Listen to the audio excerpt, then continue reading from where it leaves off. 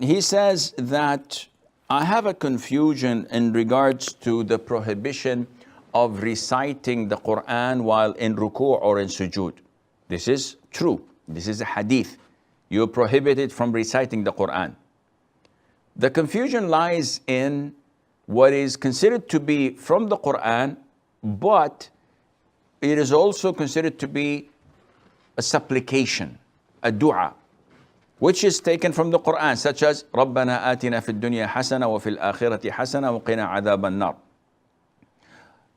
رَبِّ اغْفِرْ لِي وَارْحَمْ رَبِّي تُبْ عَلَيَّ, etc.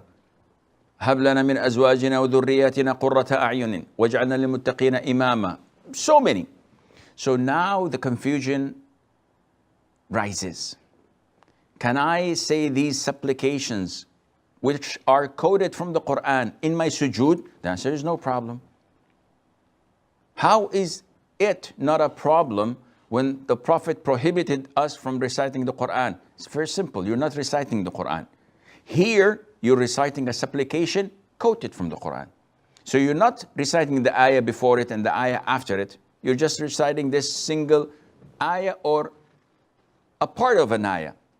And this is why scholars say that even if I were to be in the major ritual impurity, if I were junub and I want to sleep before having my bath, my ghusl, can I say the adhkar, which includes ayat al-kursi, qul huwa Allahu ahad, qul a'udhu falaq, qul rabbin nas? The answer is no problem. Though we know that a junub must not recite the Quran. Unlike a woman who's in her menses or a man who is not in the state of wudu, this is no problem for them to recite the Quran. The junub, because his impurity is quite limited, maximum 3-4 hours, and then he's obliged to have ghusl in order to pray. So, though he is not permitted to recite the Quran, when it comes to adhkar of going to bed, he's okay in that, inshaAllah.